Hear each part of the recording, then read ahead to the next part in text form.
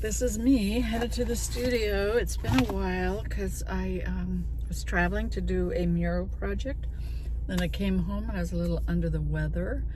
Now I'm recovering, except for sniffing a little bit. And I'm not sure how much of that is from being under the weather or from all the cottonwood things floating through the air lately, because I do have some allergies. But anyway, thanks to Sudafed and a bunch of Tylenol, I feel better this morning, and I am off to the studio in the car, not walking, because I am on a mission to clear some more clutter out of my life, because I have some new plans and I need space and room to enact these plans, and I will tell you about what they are. I am kind of excited.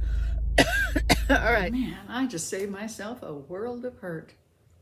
If you're a artist, crafter like me, and you love supplies, you love paint and pencils, and anything is a potential art project, and so you collect and you fill up your house or your studio or your closets, everything with stuff to make things with, and then at some point you know you have too much stuff and there's not enough time left in the whole universe to use much of it, and it becomes a weight on you. And that is not only true for art supplies, but it's true for supplies or things in general. And I have been experiencing a cleanup period in my life, preparing, I think, for the next part of my life, or another big shift that's coming, and I'll tell you about that in a minute. But part of that has just been realizing that just because there is the potential to make something out of something, you don't need it. And here's my point. I have I do need a chair or two that is comfortable to sit in and work at home in the evenings, or when I do decide to watch TV or a movie, that I am taking care of my body by not sitting on something that I slouch down in and then I can't get up off of, and then I hurt from the next day. So I have cleared a space for it, and I'm on a hunt for the right piece of furniture. And for me, because I'm such a gleaner and a hunter of bargains and free stuff, it's hard for me to pass up something that maybe I could make work. With that history comes a problem. And that problem is it's hard to pass up stuff that isn't just quite right, that you could fix if you weren't 73 years old, changing your mind about what you can do for the rest of your life and what you can't do, and you're running out of time and energy in any given day to do everything, and so you want to limit yourself a little bit. So when you leave the house in the morning and you are on your way to your studio to paint, which you've just cleaned up and gotten rid of like half of the stuff that was in it, and you see that the neighbor has a sofa or something similar, maybe a day bed, sofas that turn into beds. Anyway, he has it in his truck across the street, and it's early in the morning. It's like 5 o'clock. So he's either going to do something with it today, or he just picked it up and didn't get it in his house last night.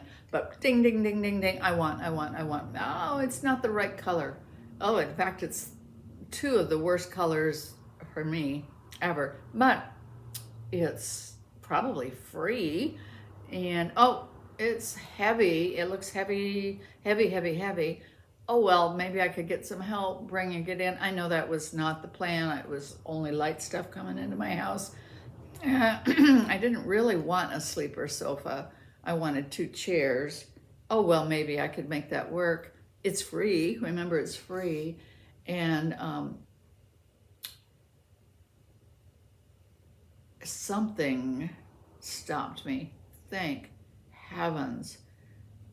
And I think it was the thought of, since I've just gone through the studio and the house, and I have removed things that don't work for me now and aren't going to work for me for this big change in my life and the remaining time of my life. And that included removing a lot of heavy, clumsy, non-working things, non-functional things. And that was hard, getting rid of them. Sure. And it was just hard and a lot of labor. And I thought of, what if I get this sofa bed in my house? Because if I even mentioned to the neighbor that I wanted it, I'm sure he would like instantly bring it into my house and put it down on my floor and be gone, and it would be my problem, not his. What if I did that and then it wasn't right, and I still had the same problem with my back, and then I would also have a couch that was, pretty ugly, wrong colors, maybe a little worn, not bringing me joy, and I would have to get rid of it, and here it would go again and again and again. So fortunately, I got into my car and came to the studio and did not text my neighbor about his whatever piece of furniture that was, and I'm safely at my studio, and I feel great about that decision. But along with that comes a lot of thought recently about what I am doing in the studio, why I am doing it, what I'm doing with art, why I'm doing art, what I intend to do, what I intend not to do, what is worth it to me to spend my valuable time on now, and what I need to let go of so that I can use my valuable time for its best use. Last few weeks, maybe even months, because this started quite a while ago and I was kind of slow to get started. I would take a few things out of the studio, clear a little space, take a few more things out, and then one day that process was just too slow for me, and I wanted not just space for, not just physical space, meaning get rid of some of the materials and furnishings and stuff that I have in the studio so I could move around better. Not just that, but mental and emotional space, meaning getting rid of the tubs of materials that, sure, they're fun to have. Like, I had a blast last year making some jewelry and taking it to market, and then I was done. And I do not want to sit around and make jewelry probably ever again. Now that could change. I could wake up one day and go, oh, I have some cute little puzzle pieces I could turn into jewelry, and and I could wish that I had all the materials to do that. But I don't think that that's going to happen this time in my life, because I think I have identified the truth that I don't have enough time left to do all the miscellaneous things that are kind of fun, and I want to do the things that mean something to me and or to others.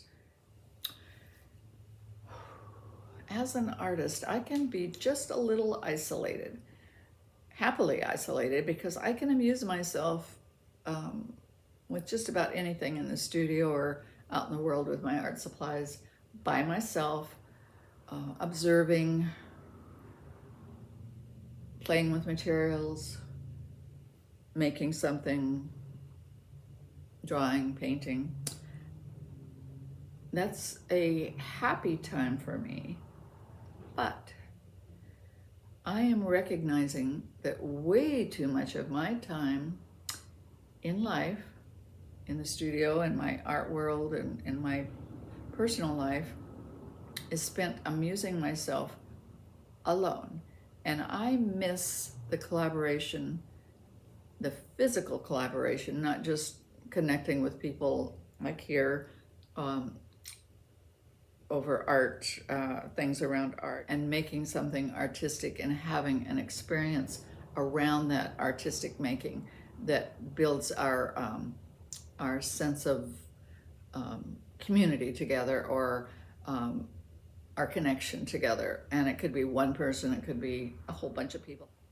It is more rewarding for me to know that I can inspire somebody to make art if I'm actually seeing them make art or taking part in their art making. And so I don't know what this is going to look like. I have a feeling it's going to be a pretty big change in my day-to-day scheduling and what I do. I am going to start out with just one action and see where that takes me. Just like the day I picked up this camera and started filming without knowing where that was going to take me. And here we are. I almost have 1,000 subscribers. I love making videos. I did not expect that. I only had a story to tell once, and I thought I was going to tell it, and YouTube was a way for me to sort of spit it out and do it, and then here I am. So back to this new shift. I'm going to take one action now. Actually, I lied. I've already taken one action. I'm going to take the next action, bring you along.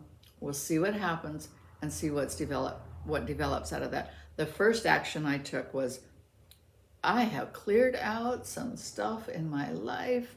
It's pretty darn amazing when you finally decide what you want and things around it seem to be interfering with the heading in that direction. You can't find your way around all your stuff, but you want that thing so badly that you're finally willing to get rid of all the stuff that keeps you from getting there.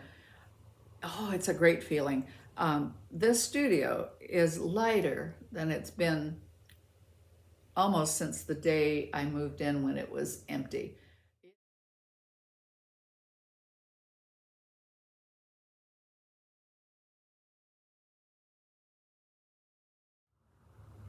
Endless, there is not an endless supply of stuff that I don't want to work with anymore, hanging around, lining up the walls, stuffing underneath the tables, in the back storage room, things for me to trip over on my way to the things that I want to work on. It's all gone. And I've been trying to do that for some time. I've been taking a piece out, I count 10 pieces and I take them out, I give away a few things. But it was always with some dreaded decision-making process that I had to pick up everything and go through the thought process of what if I decided one day that, oh gosh, I have jewelry making stuff and I really want to make some jewelry today. I don't want to paint. And what if I decided that? And then I looked and the tub of jewelry making stuff was gone. Well, so be it. Then maybe I wouldn't make jewelry and I would get back to the thing that I really want to do.